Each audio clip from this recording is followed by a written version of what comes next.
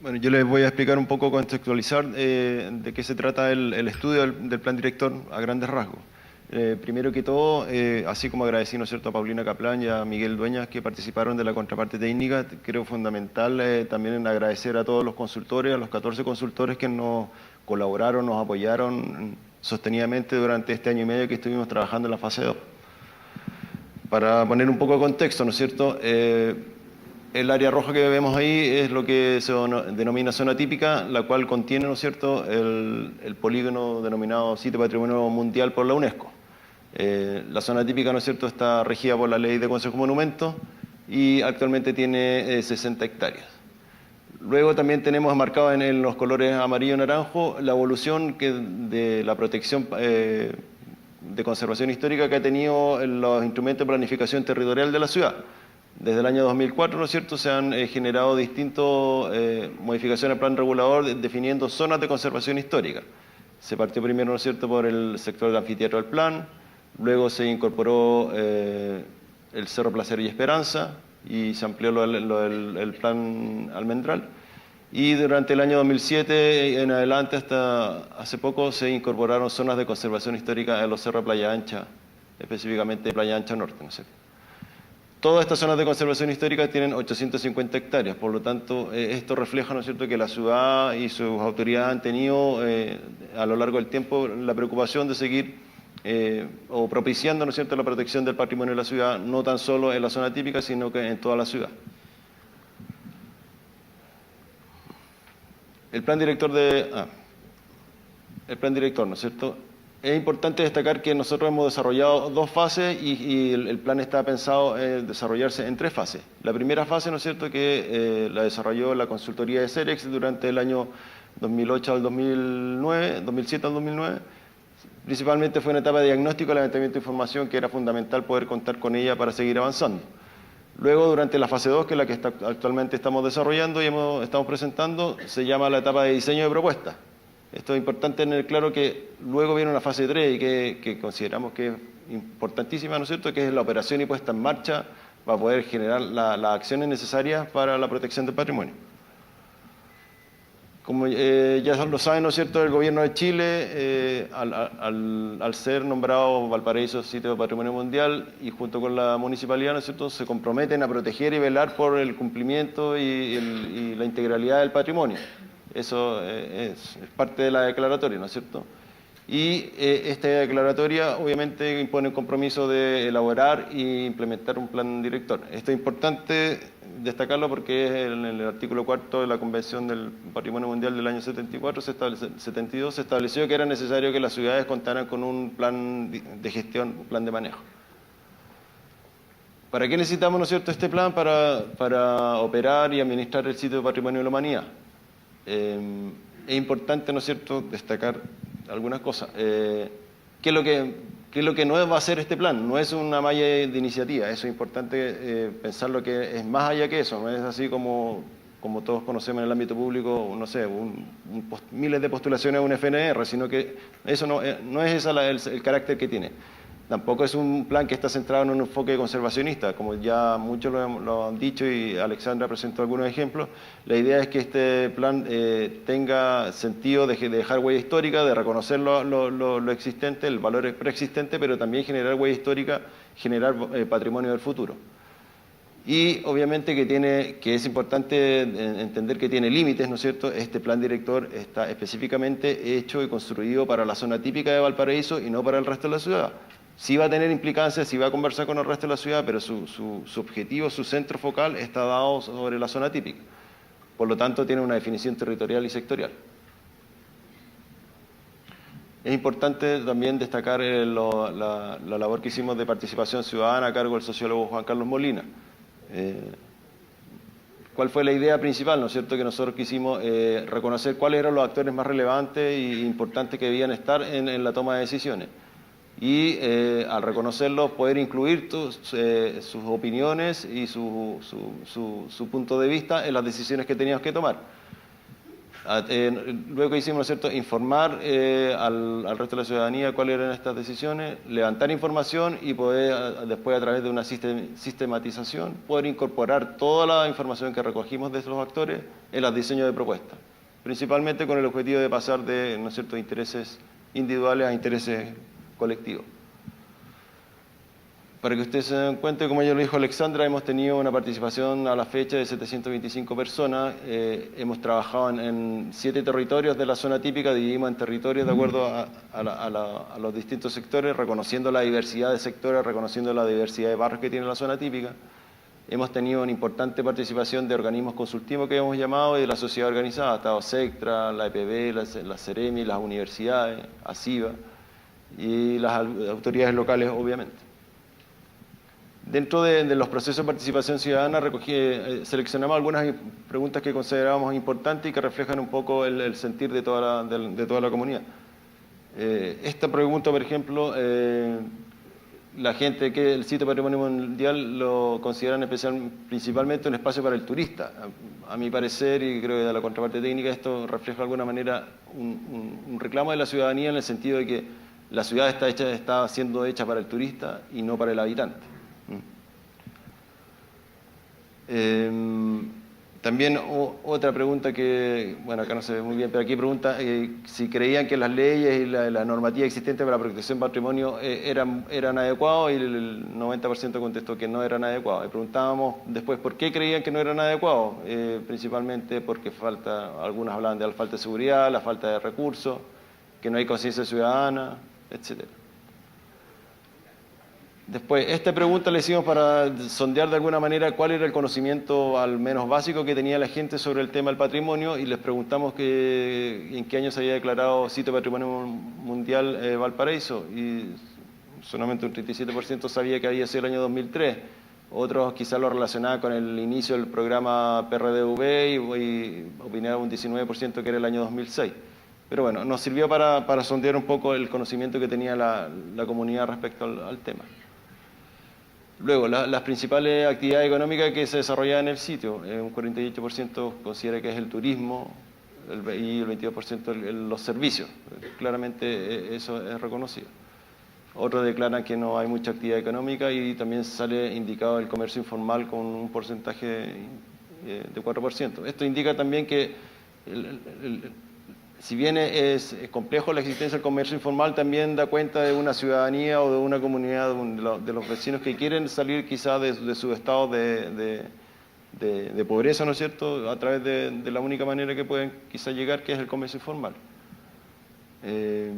Después, ¿cómo creen que estas actividades económicas influyen directa o indirectamente en su economía familiar? Un 41% cree que no influye en su economía familiar, pero si sumamos los que creen que influyen mucho o influyen indirectamente, tenemos un porcentaje parecido a los que creen que no influye nada. O sea, eso es interesante también tenerlo en cuenta. Esta pregunta era si las personas participaban en las actividades de participación ciudadana como las que estábamos llevando a cabo en ese momento. De este dato es importante que, ¿no es cierto?, tenemos un 22% que participa por primera vez. Quiere decir que tenemos más gente, ¿no es cierto?, porque en la mayoría de los casos sucede que a las actividades de participación ciudadana siempre va la misma gente. Pero si tenemos un 22% que es la primera vez que van, quiere decir que hay más gente interesada y que por lo tanto la masa crítica que está opinando sobre o participando en la participación ciudadana está acrecentándose. Y esta pregunta que creemos que es fundamental, ¿no es cierto?, si le planteamos hipotéticamente la posibilidad de cambiarse de ciudad, un 59% no se cambiaría y un 30% se cambiaría de barrio, pero no Valparaíso. Es decir, tenemos casi un 90% de las personas que, a pesar de todo lo que quizá opiniones negativas sobre el destino de la ciudad, sobre la actividad económica, si influyen o no influyen, un 90% no quisiera irse de la ciudad. Luego vamos a hablar, voy a hablar un poco del tema de la economía del patrimonio, que fue llevado, ¿no es cierto?, por la economista Gisela Hassenberg durante este año y medio de estudio.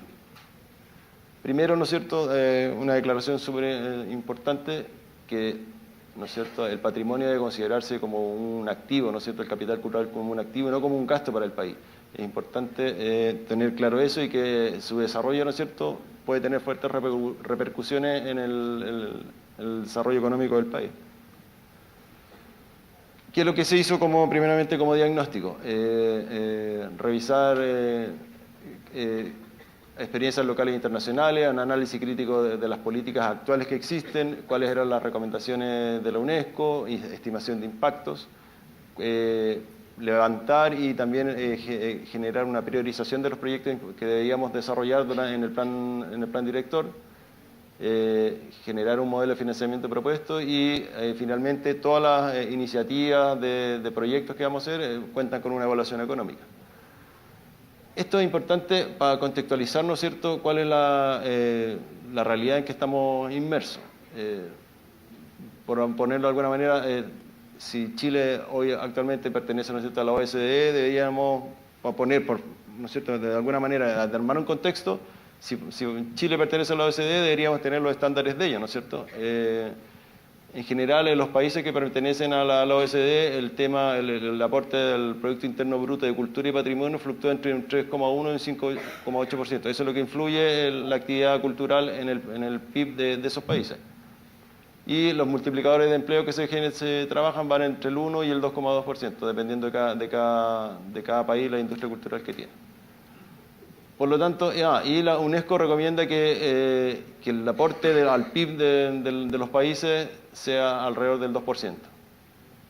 En Chile eso significaría que el aporte de la actividad cultural y patrimonial debería aportar entre 4.200 y 5.000 millones de pesos al año al PIB de la nación. De esto, ¿no es cierto?, ¿qué podemos concluir? Que hay un estudio que hizo el Consejo Nacional de Cultura y las Artes junto con otras instituciones en que determinó que la actividad cultural, el PIB cultural de Chile rondaba alrededor del 1,8%. Son estimaciones que hicieron desde el año, si no me equivoco, 2006 en adelante. El PIB, ¿no es cierto?, de Chile del 2011 estimado 2.010 millones de dólares, que con un nuevo cálculo está cercano a los 250.000 millones, o sea, es más que eso. El Banco Central hizo una corrección de esa cifra. Luego, ¿no es cierto?, establecimos cuál era el PIB de la comuna de Valparaíso estimado para el año 2011, eran 1.100 millones. ¿Qué quiere decir esto? Que, ¿no es cierto?, cuando hablábamos antes que los países de la OSD tenían márgenes entre lo más base, la línea base, ¿no es cierto?, era el 3,1%, pero lo mejor era el 5%. Se estima que para poder alcanzar esos estándares de la OSD debiéramos invertir en Valparaíso, en la comuna de Valparaíso, anualmente entre 18 y 28 millones de dólares anuales, sin considerar que existe una deuda histórica. O sea, estamos suponiendo que como somos un país OSD tenemos todo relativamente bien, no hay nada que arreglar para atrás, todas las casas están en un buen estado, no hay nada que mejorar, por lo tanto no hay deuda histórica. Ese es el supuesto con el cual trabajamos, para que ustedes se imaginen que el escenario aún es más negativo, por decirlo de alguna manera. Por lo tanto, eso equivale a que anualmente se deberían invertir entre 9.000 y 14.000 millones de pesos en la comuna de Valparaíso en el PIB. Esto es un ejemplo que ustedes también se den cuenta. Este era el edificio Cousiño antes de que le interviniera el DUOC, el proceso, ¿no es cierto?, de su intervención que produjo alteraciones en la ciudad durante 20 meses y tuvo una inversión solamente de este edificio de 12 millones de dólares, para que ustedes se den cuenta de la magnitud de la inversión que tenemos que tener. Entonces, ¿qué tenemos con la conclusión mayor, ¿no es cierto?, que hay una gran brecha entre la magnitud de la tarea que tenemos que hacer para conservar y los recursos que tenemos disponibles. También se reconocieron puntos críticos, principalmente que la gestión institucional es parcelada. Para poder uno acceder a los recursos, ya sean desde las instituciones públicas o desde el mundo privado, hay que armar un rompecabezas. Eso es un problema. Porque finalmente son muy complejos los sistemas de los instrumentos de financiamiento. Los subsidios son insuficientes y poco impacto. Aquí es importante reconocer lo que dice acá también, la estructura socioeconómica de la ciudad.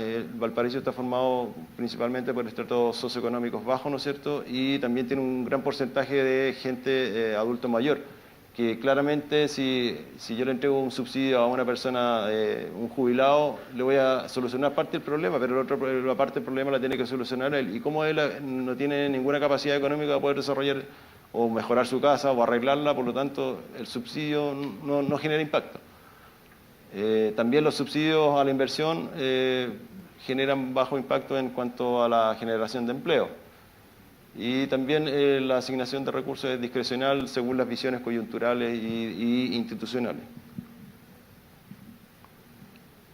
¿Cuáles son las soluciones que plantea, ¿no es cierto?, la consultoría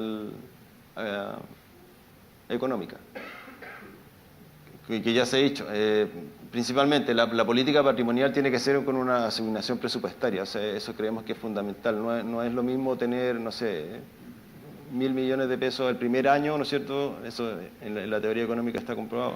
Tener 1.000 millones de pesos en el año 1 que tener 250 millones en 4 años no genera los mismos efectos. Por lo tanto, es importante tener asegurado, ¿no es cierto?, un recursos financieros permanentes.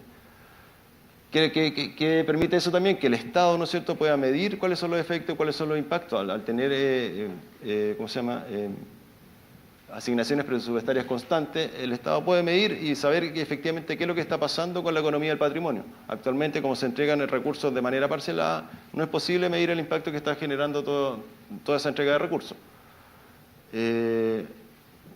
Queremos eso, que ya incluso el senador lo acaba de comentar, el reconocimiento explícito del Estado a los sitios patrimoniales que tiene Chile, ¿no es cierto? Evaluar las políticas públicas, rediseño de instrumentos, eso creemos que también es fundamental. Y específicamente, como yo les decía, la medición del impacto y control presupuestario. Eso es fundamental para poder generar mejores y mayores políticas que financien la protección del patrimonio.